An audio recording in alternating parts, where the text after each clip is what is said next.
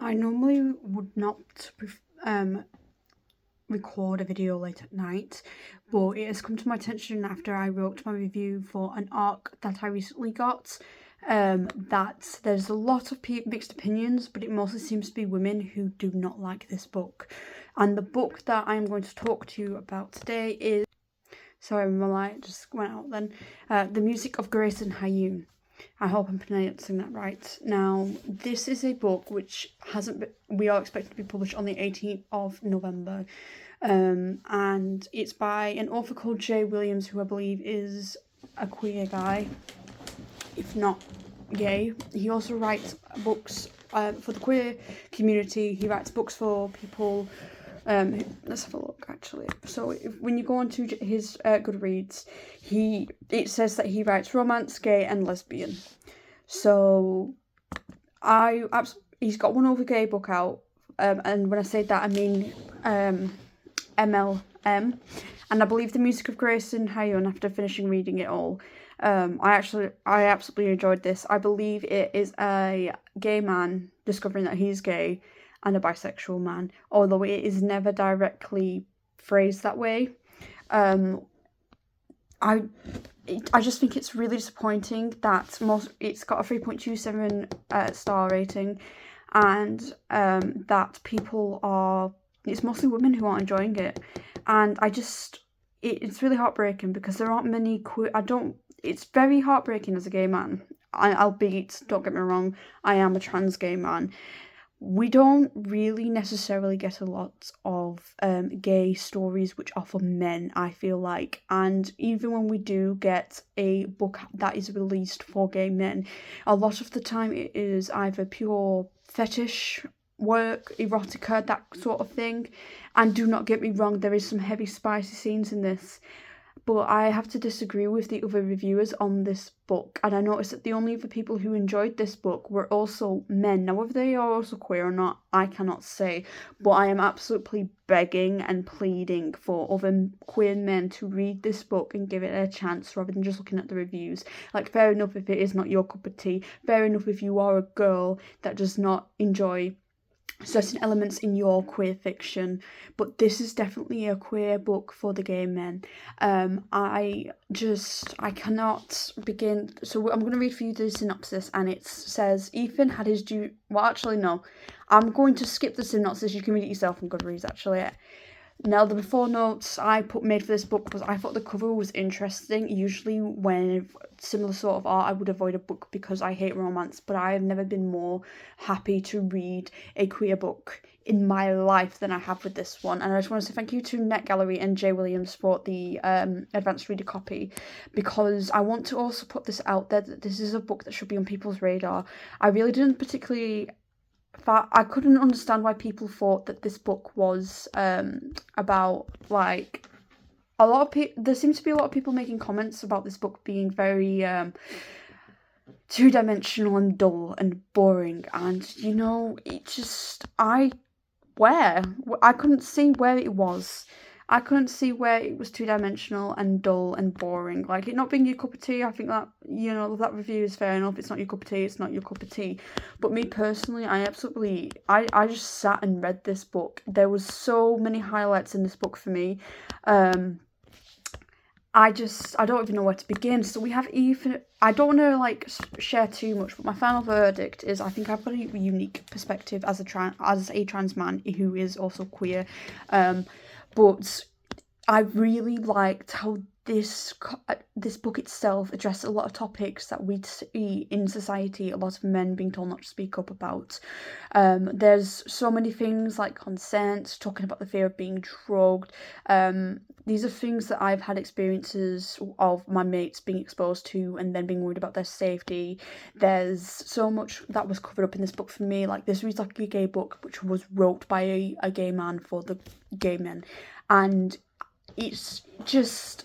there's so many little hints at things we don't necessarily see people talking about or guys talking about, and that was something I absolutely loved. There were hints at disabilities mentioned throughout this book. For instance, there was a brief mention of tics, right? A nervous tic.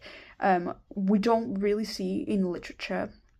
about men, the discussion of disabilities, and even then, when we do, it's so briefly mentioned, you don't see other bits being talked about. I really liked how Ethan is described as having anxiety, and there was a lot of different scenes throughout this book which also which talks about how that anxiety can build up and then impact him.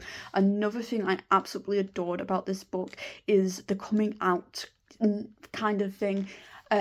So we've got, like, I really hate how still to this day there's a lot of men who are taught and spoken like you know, it doesn't matter if you've got a girlfriend, you can still get a boyfriend and you can still cheat. No, I really appreciate how that's those scenes about Ethan, where Ethan was like, but you have a girlfriend, I want to see more men talking like that. I want to see more men, you know, saying, no, cheating is wrong. I want to see more men. Like, if you are poly, then that's a different ballpark. But discussing that cheating is wrong, we don't have a lot of that in literature, of men discussing that and addressing that, because that is something we see prevalent in today's society, where people are normalising cheating. And this book also kind of handles that topic in its own way, which was something I absolutely adored.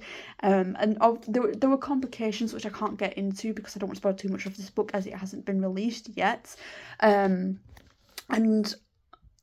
one of the things I hate about gay fiction is how much of it is just fetish work.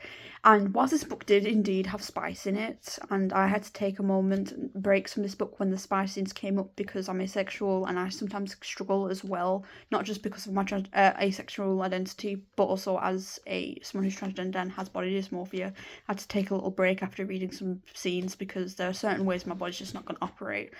We're just going to put that out there. The world building is absolutely brilliant. We've got guys talking about topics which we don't necessarily see or hear guys talking about, or it is so brushed over, or it's so light.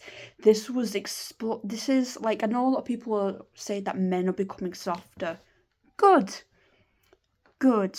Men should be exploring their masculinity more. Men should be exploring femininity more. Men should be just having these discussions more often, and the way that this is just natural into the world building of this book is absolutely brilliant. I want to see more men talking about, you know, disabilities. I want to see more men, but not using it as a weapon, because I know there's some men who like weaponize that sort of thing. It didn't feel like talking about or sharing these experiences that the different characters were having in the books when they were interacting with each other. It didn't feel like it was being weaponized. Don't get me wrong, there were scenes where they were like being cheeky and flirting when they perhaps shouldn't have been. I am not going to knock that.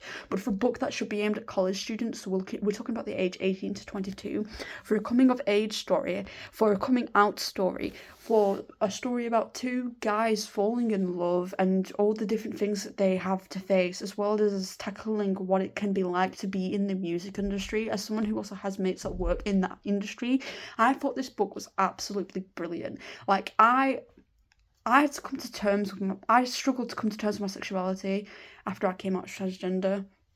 And there were certain questions which is still quite difficult to talk about as a man. And it's not, I thought it was the transgender issue, right? I thought that was why it was difficult. But there are so many topics that you can't be emotional about when you are a guy. And I feel like this book touches on several of those topics. And I want to see more authors discussing these topics, releasing books like this. I want to see more publishers producing books like this about gay men for gay men. I want to see more men being open about their emotions, more men talking about disabilities. I don't think that's two-dimensional. I think it's something that we don't see. Like, so many gay books, I really struggle to find gay books that I like, because there's rarely any mention of it. And I still feel like in many ways today as a society we are still pushing against men having these sorts of discussions, and you are told you are dimensional or too feminine and you need to be more manly. So this book is the book I would have loved when I was in college. This is a book that I've quite often, when I read gay books, I'm very scared to read them because a lot of it is fetish. It is a lot of gay books, I think it's fair to say, is fetish culture, and I hate it.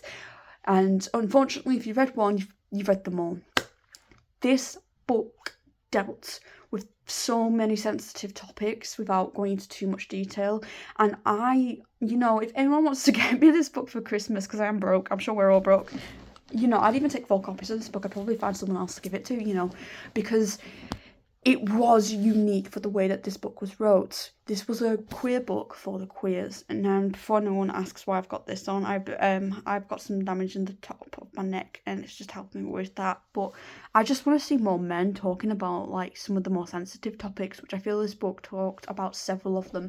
And I don't want to give too much of the plot away and go on about them, but it just was the perfect queer book. This is what I want to see in queer fiction about men. This is the sort of book that I want to see. For instance, Dark Hearts, that felt three-dimensional to me because it was a more like grief, sex. That was the book. That felt like the book to me. This explores the characters. The characters are so much more than just characters. They have this development. They have developments. They reveal the past. They're exploring their emotions. There's a discussion about different sexualities. There's the coming of age elements. You've got like some of the difficulties that come with like a drinking culture and how being drunk is an excuse. And yes, being drunk is not an excuse. I want to see more men standing up and talking about it and also writing about it. So I just want to say as well to the author of this book, you did an absolutely brilliant job, and people should be reading this. This should be on your radar, and I want to see more people discussing this book, The Music of Greyson and Hyun, because I just feel like it talks about this side of culture that we as men are told, no, it's not a good book, it's rubbish, you shouldn't really enjoy that sort of thing. I did. I thought this was an excellent book. It sees men as human, and I want to see more people talking about it. So this will probably go up after the release date, but please, I want to see people talking about this book, because this is going under the radar. Most of the bad reviews have been by women, and I think men need to read this. It seems to be most of the men that are enjoying this book, and it's quite clear to me that this might be one of the reasons we don't have as many MLM fiction, books by gay men for the gay men. I just want to see more books like this being published. This is the sort of book I want on my radar. This is the sort of book I want to see published. This is the sort of book I want to buy for myself, because quite frankly, there is not enough MLM literature that is for men. There are so few men even writing it. I just want to see more books like this. So if you have any recommendations, if you check out my full review on Goodreads, I did send to NetGallery and the publisher my comments about what I want to see, obviously, but I want to see more people talking about books like this, because I'm just so sick of having the fetishized gay man being sold to me. And the thing is, you can't sell it to me. It's boring. I want to learn about the characters. I want to see character development. I want to see character arcs. I want to see how the relationship changes. I want to see world building.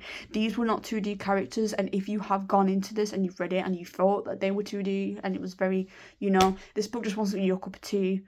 This just was not your cup of tea, but this actually explores men as like human, and I want to see more books like that. I want more books like that being published, because I am struggling out here. I am severely struggling to find books where gay men are treated as human. Another book that did this similarly to how this one was is The Taking of Jake Livingston. There's a lot of really I will eventually do a review for that, because that is a book that has been published, but I want to see more books like this. I want the gay books for gay men, not the fetishized version that I keep getting marketed, because I'm going to be honest with you, I don't want the fetish book, I don't want the smut book, I want the book that talks about men being men. And not in this way that we see it excused, like, oh, God, men will be men. No, I want to see men being explored, not just as a concept, but as a person, as people. I want to hear discussions about how men can be hurt the way that a lot of women can be hurt, but also in other ways. Like, there's a lot of topics that can be discussed about gay men that are not in books, and I just want to see it being addressed. And this book is a good start, if you ask me. Might not be your cup of tea, but it's a good damn place to start. See you guys in the next one.